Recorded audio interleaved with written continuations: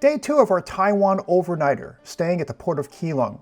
This time, we opted for a private tour to get some local context and escape the summer heat. We'll give you a full report on the experience and a cool sample of what Keelung area has to offer. I'm Troy, and this is the Port Lowdown. In our first Taiwan video, here's a link, we covered the port of Keelung, transport options, and a day in Taipei, with the Keelung night market for good measure. Part of the advantage of an overnight. On the second day, we had a late afternoon sail out and opted for a private tour of northern Taiwan sites outside of Taipei. We asked for a trip focused on somewhat different places and good local food spots. So here's how that went.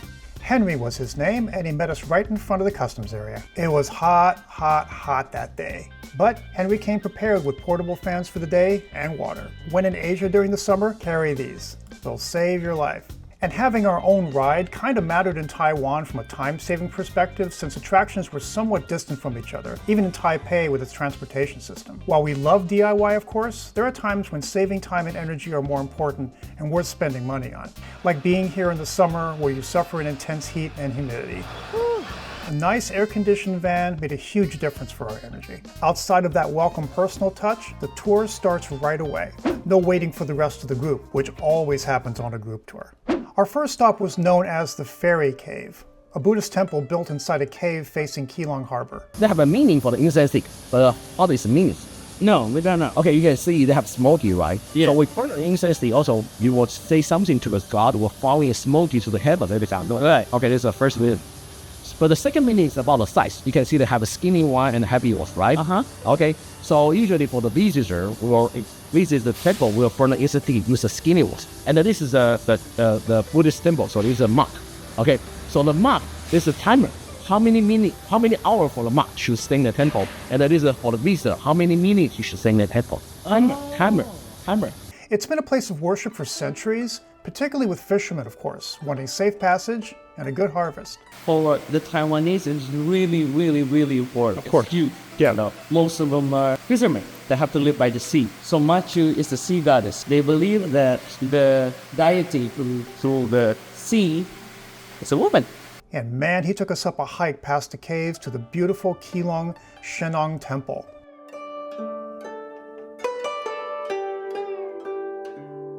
The male one with the money, and the female, the mother with the baby. Nursing the So baby. just find the baby, you find the female. Plus a splendid backside view of Keelung Harbor. Next, we drove to Shifen, a mountain town famous for flame-fueled lanterns sailing over the sky, which has some restrictions on of late, and the waterfall, dubbed the Little Niagara of Taiwan. This site isn't just about selfies with the 20-meter high, 40-meter wide falls, but walking from the parking lot over a cool bridge. Okay, so you know why the female holding the baby? Why? Why?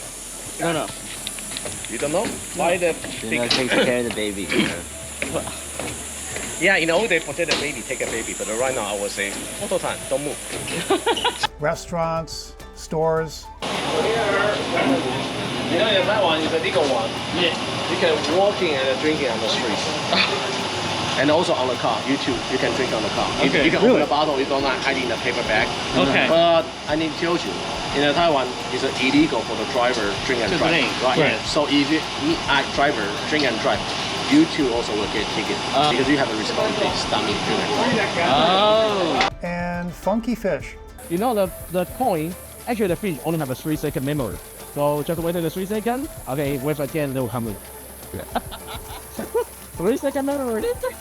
Shifen also came with a famous upper village area near the train station where the lanterns are sold. But we came here for food, specifically this gem. The chicken. Let's see what's the chicken look like. So this is a chicken wing, but they already deboned it, and they took out the bone, right? And they stuff it with fried rice, or mixed rice. And it is so good. This place, you have to walk all the way at the end. It's almost at the end of this. Right next to the train station. The train station, next to the bathroom. You know, but it's totally worth walking. And by the way, we came to Taiwan about 7 years ago. Guess what? Same place. The guy also recommended the same exact restaurant. So you know this is the real thing. Oh my god. It's so good. For my money, this chicken is the perfectly valid sole reason to come here.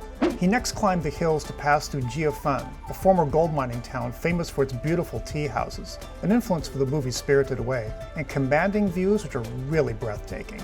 We were here on a previous trip. The town is a big shopping district with narrow, steep walkways. It's a pretty cool experience and well worth the hike. For us, we wanted to pass through this time and discovered more examples of expert driving, which was a thrill unto itself. Oh my god. And the two-way for scooter. Try doing this on a tour bus, or, God help you, a rental car. I feel like I'm taking, holding my breath. Just trying to get skinny. But there were those moments where he was just able to stop in the middle of the road, have me jump out to get a quick shot of this really beautiful, quiet vista point.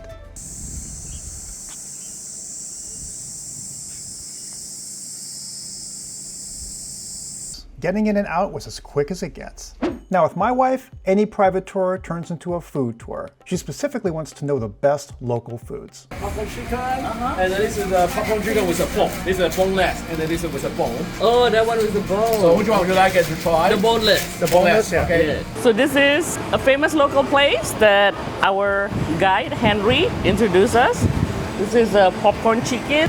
So the popcorn chicken, by the way, this too is 10, slightly 105 NT dollars. So that's about $3. Okay. So you got a popcorn chicken that is spicy. That's what we chose. Obviously, it depends on which cut that you got. The spiciness. Let's try this.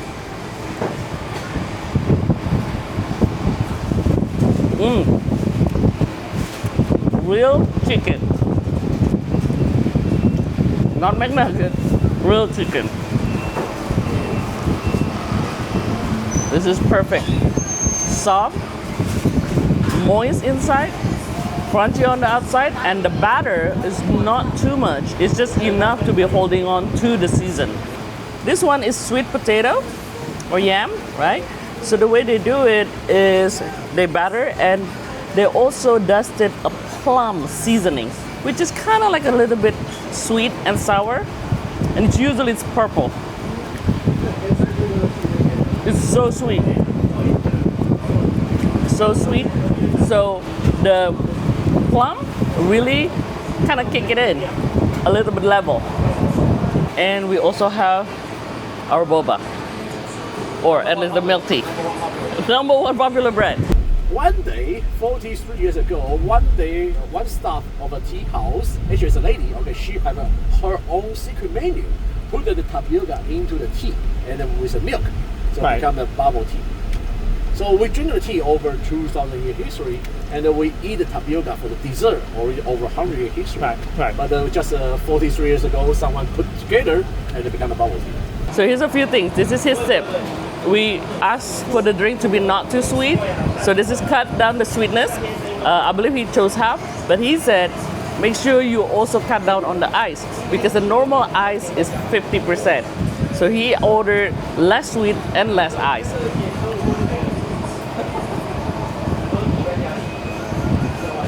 On a hot day like this, oh my god, fried food and a cold, mildly sweet drink is perfect. Another advantage of our tour was being able to make specific requests. In my case, I needed more memory cards for shooting, so he took us to a specific shopping mall in Taipei that specialized in the computer equipment and electronics. He not only dropped us off, but hung out with us and helped translate to negotiate the best deal. We shopped around, and we stayed together as a group. You can really design not just a sightseeing experience, but a practical one too. In a country where we didn't speak the language, a good guide bridges the gap and provides personal stories we weren't likely to experience on our own. It's like renting a local friend for the day, someone who will show you the best of their city and give you a brief personal connection. For us, that makes for a great overall value worth considering. If this video has been helpful, hit us up with a like or maybe a hype. We're building a community of independent cruisers who want the most out of their cruise travel experiences. Check out our other port, ship tour, and tips videos. We also have a website, portlowdown.com, where we delve deeper into our destinations. And as always, please leave a comment. We'd love to hear from you and get your own ideas and suggestions. Happy travels, and see you on the next cruise.